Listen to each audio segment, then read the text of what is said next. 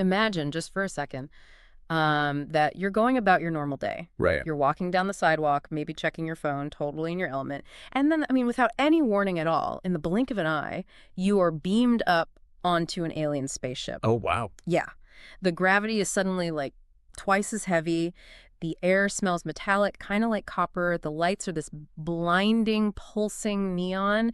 And, well, you're surrounded by geometric architecture that makes absolutely zero sense to your human brain. That sounds terrifying. It is. Yeah. So how do you react? Do you just casually stroll around and, look for a snack bar, or do you just freeze, utterly paralyzed by an environment that your brain cannot even begin to process? Oh, definitely the freeze. I mean, Yeah. most people would be firmly in the paralyzed category there. Your nervous system would just redline immediately. Right. It's prioritizing basic threat detection over, any kind of casual exploration. And that total paralyzing sensory overload is exactly what we are exploring in today's deep dive. We are looking at a highly specific, meticulously detailed single source today. Yeah, it's a really fascinating one. It really is. It's an entry from a hobbyist log titled Notes on Fishkeeping. And specifically, we're diving into part 291 of this log. It was written by an author named Ang, dated July 17th, 2026. Right. The mission for us today is to explore this whole microcosm of stress, environmental adaptation, and, well, the absolute necessity of patience. And we're doing this entirely through the lens of Ang trying to acclimate a single tiny fish, a Kribensis Cichlids or a pelvicachromis-pulcher, into a brand new aquarium. On the surface, a journal about a fish tank might sound, I don't know, incredibly niche to some people. Sure, yeah. But what Ang has documented here is actually a masterclass in observing how any living creature, human or otherwise, processes a totally alien environment. Because it's totally alien to the fish. Exactly. When we set up a space for an animal, we tend to view it from our own perspective as the creator, right? We bought a pristine glass box, we added clean water, we provided food. We assume we've built a paradise. Right. But we entirely ignore the subjective, deeply terrifying experience of the creature that suddenly just materializes inside that box. And we see that terror immediately, actually, because Ang starts this journal entry with a pretty troubling visual. Yeah, it's not a happy scene. No. Ang is observing this male Kribensis-cichlid, and the fish is not swimming around enjoying his new luxury condo. He is hovering, completely vertical, right near the surface of the water, just acting entirely lethargic. Which is never a good sign. Definitely not. Hmm. And Ang makes a point to note that this is actually the second attempt at acclimating this specific fish. The first attempt, quote, didn't end well. So the stakes here are, they're actually life and death. Well, that vertical hover is the physical manifestation of extreme stress. Okay, so what's happening biologically? If we break it down, the fish is experiencing a complete systemic and sensory overload. A fish doesn't just see its environment. It feels it, Right, right? exactly. It feels it. Every single input is novel.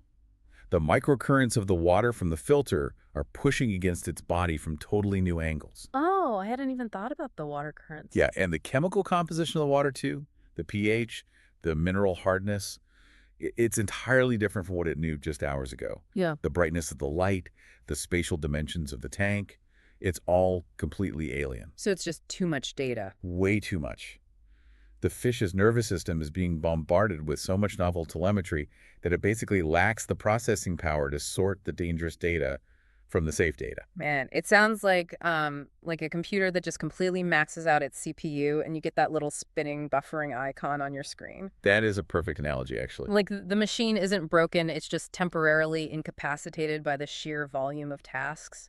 But I want to push back on what we are actually seeing here with the fish. Mm-hmm. Is this vertical hovering a physical failure? Like, has the stress physically exhausted the fish to the point where its muscles just literally cannot swim? Yeah. Or is this purely a cognitive freeze, a creature just overwhelmed by data? It is almost entirely a cognitive freeze, which then dictates the physical response. Oh, interesting. Yeah, in the wild, if an animal does not know the rules of its environment, if it doesn't know where the predators hide, how the water currents might trap it, or where the camouflage zones are, any movement is a massive risk. So doing nothing is the safest bet. Exactly. Doing nothing is an active survival strategy. The brain essentially orders the body to shut down all non-essential movement until it can process the incoming data. It's buffering. Right. The fish is buffering, trying to download the map of its new world. And until that download completes, swimming is just too dangerous. Wow. So the fish is locked in this internal panic, just frozen in place, and this forces Aang to intervene, right? Right, because Aang knows how high the stakes are. So the first attempted solution that Aang goes with relies on social support. Because, Aang didn't just drop this male fish into an empty tank. There is actually already a female Kribensis-cichlid living in there. Yeah, which is a common strategy. And Aang originally thought she would be the perfect, quote, dither fish. So for our listeners, what exactly is a dither fish? Well, a dither fish is a concept in animal husbandry where you use the natural, calm behavior of an already acclimated animal to signal safety to a new, stressed animal. Right. So it's the social cue of, hey, look, I'm swimming, I'm exploring, nothing is eating me, so you can totally relax. Exactly. And this female fish is actually doing her job perfectly. Aang observes her actively and, curiously exploring her new male companion. She is totally unfazed by the environment. She's a model of calm. But it doesn't work. No, the male remains completely locked in his vertical hover at the surface. And this is where I get tripped up. Why doesn't social support override environmental panic? A good question. If you're at a crowded party and you start having a panic attack, having a relaxed friend come over and, hand you a drink usually helps bring your heart rate down. Well, it really comes down to the biological hierarchy of survival needs. Yeah. And how the brain processes threats. I mean, social cues are incredibly powerful, yes. Right. But they require a baseline level of cognitive availability to process. Yeah. So, to use your party analogy, if you are experiencing mild social anxiety at a party, sure, a relaxed friend helps. Right. But if you walk into that party and the floor is literally on fire and the ceiling is caving in. Okay, yeah, the friend isn't going to help much then. Exactly. The relaxed demeanor of your friend is completely irrelevant. Your brain's threat detection center, the amygdala, just completely overrides your prefrontal cortex, which is where you would normally process those complex social reassurances. The alarm bells are just ringing way too loudly for the fish to hear the female saying it's safe. Precisely. For this male fish, the environmental inputs are screaming that death is imminent. The sensory overload blocks out the social cue entirely. That is wild. It is. It's a perfect demonstration that you cannot socially engineer a creature out of a fundamentally terrifying physical environment. The underlying environmental threat just has to be neutralized before the brain will even allow social processing to occur. Wow. So if another fish telling him it's safe doesn't work because the environment is too loud, Aang has to actually change the environment itself. Right, which brings us to the breakthrough. Yeah, this brings us to a really incredible aha moment in the journal, which Aang actually draws from that ominous failed first attempt. Aang reveals that all it took to break the cognitive freeze was flipping a single switch. Literally just a switch. Right. Aang turned off the tank light, and almost immediately the male fish stopped hovering at the surface and swam down to the bottom. It's a stunning observation, honestly, because it isolates a single variable. It wasn't the water. No, it wasn't the water chemistry or the temperature or the companion fish. Yeah. The absolute linchpin of the animal's stress was the light. Aang diagnoses this as light sensitivity and exposure anxiety, heavily exacerbated by the bright, open conditions of a brand new tank. If you are listening to this and you've ever bought a new pet, your first instinct is usually to keep the lights on, right? Oh, absolutely. You bought this beautiful animal, you want to look at it, you want to see how it explores. But for the fish, it's like being dragged into a brightly lit, fluorescent office cubicle when you have a pounding migraine. That's a great way to put it. Everything in you just wants to crawl under a desk into the dark. But, okay, let me ask you this. Does the light physically hurt the fish like a migraine? Or does exposure anxiety mean the fish just feels like it's standing on a brightly lit stage with a spotlight on it, completely visible to an audience of invisible predators? It's definitely the stage in the spotlight. This is all about how prey animals perceive space and vulnerability. In the wild, for a small prey fish like a dwarf-cichlid, light equals visibility, and visibility equals death. Wow. Visibility equals death. Yeah. So when you place a fish in a brand new, brightly lit, open tank, you aren't giving it a beautiful home. You are removing all its camouflage and eliminating it for any predator within a mile. That's terrifying. The stress isn't a physical headache. It is the evolutionary certainty that it is about to be eaten, because it cannot hide. So turning off the light didn't cure a biological ailment. It just instantly provided a cloak of invisibility. Exactly. It dialed down the exposure anxiety to a manageable level. Without the spotlight on, the immediate threat of being seen is removed, and that allows the fish to stop buffering and finally swim to the bottom of the tank. But, and this is crucial, just because the spotlight is off doesn't mean the fish feels safe. Right, not at all. Which explains the next massive hurdle Aang encounters. So Aang had provided an artificial cave at the bottom of the tank, specifically intended to be a hiding spot, but the fish just completely ignores it. Yeah, totally bypasses it. And Aang literally writes in the journal, quote, "My biggest question is, why won't the fish use the artificial cave for shelter?" Which is such a human question, really. It challenges our basic human assumptions about architecture and safety. We just assume a box with a roof is automatically a safe room. Right, like, I built you a house, go inside. But Aang does some digging, and the answer is honestly profound. Aang notes that fish need time to map their territory. Yes. They cannot just dive into a provided shelter. They need time to, quote, trust the environment. So Aang realizes that the artificial cave just sitting out there in the open gravel isn't good enough. The tank needs more natural shade, like driftwood, specifically placed to hide the entrance of the cave and make it feel like a private burrow. This touches on what we could call the architecture of trust. Oh, I like that. What Aang realizes is that shelter is not just about the physical roof over your head. It is entirely about the context of that roof within the broader topography. It's kind of like, okay, it's like an architect deciding to build a beautiful, modern, open concept, glass-walled bathroom right in the dead center of a crowded town square.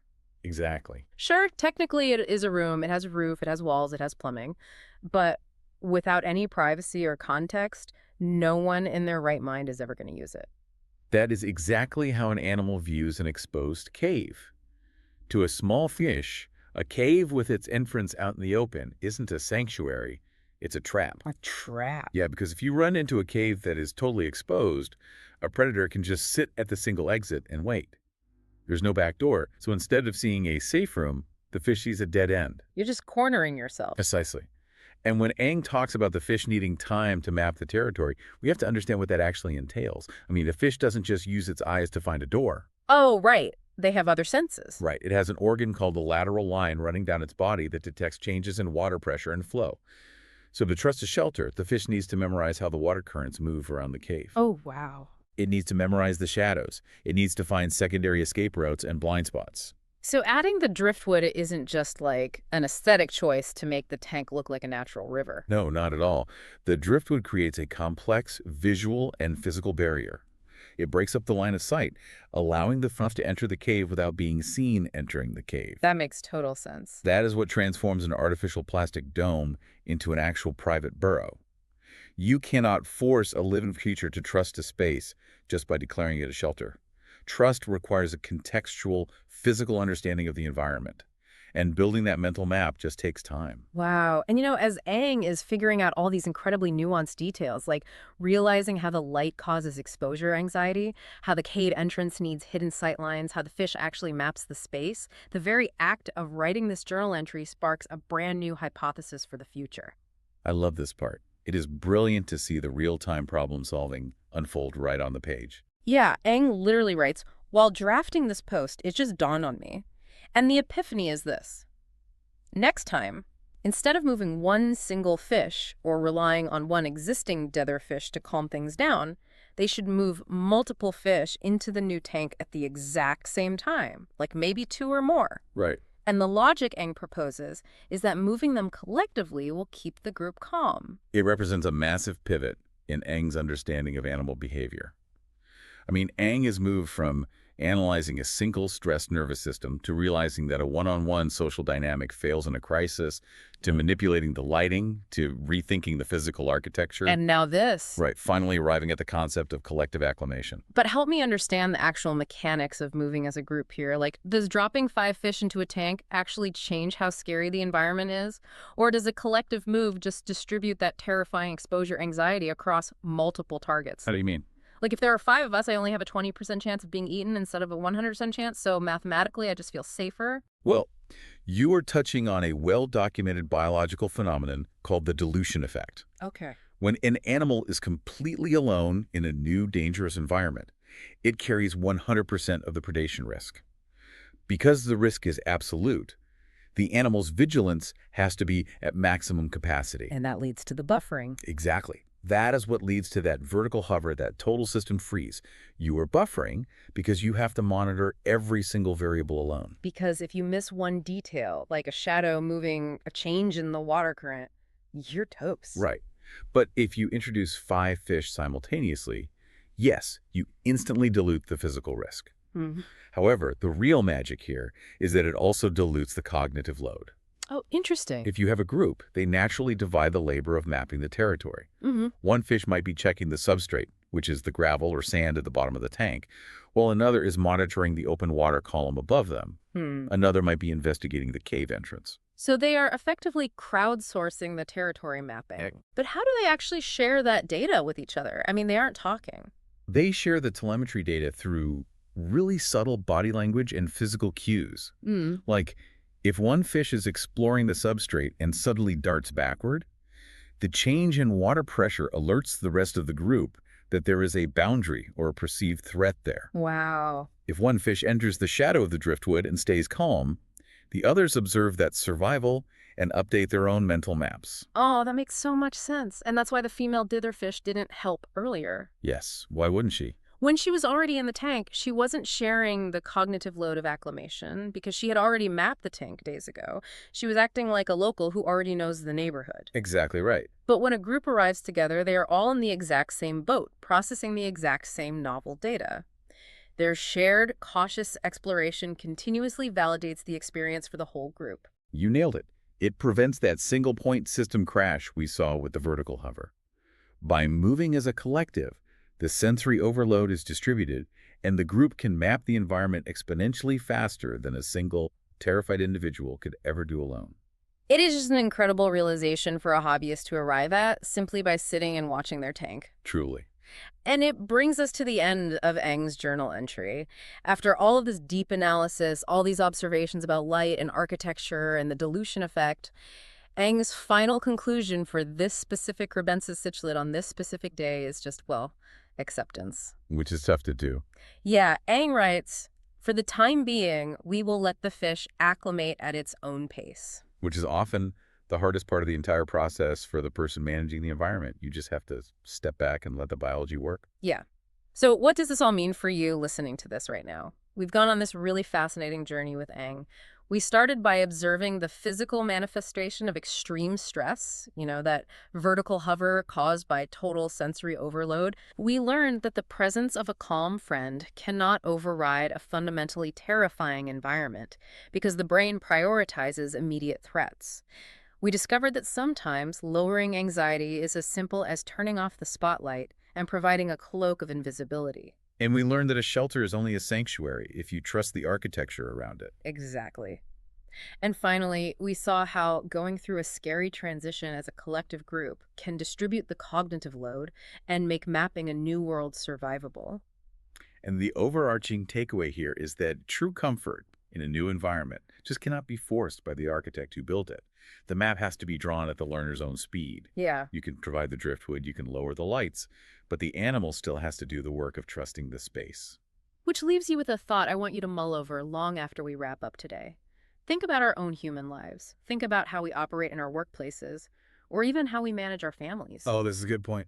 How often do we drop someone into a totally unfamiliar situation and immediately provide a resource like a new software tool, an open door policy, a wellness program, and then we get incredibly frustrated when no one uses it? It happens all the time. It really does. If people aren't using the tools provided, is it possible that, just like that tiny Kribensis Cichlid hovering above its unused artificial cave, they haven't yet built the foundational trust in the environment required to actually step inside? A shelter is just a glass bathroom in a town square until you trust the space around it. That's beautifully said. Something to keep in mind the next time you try to force an acclimation, whether it's a fish or a friend. Thanks for joining us on this deep dive.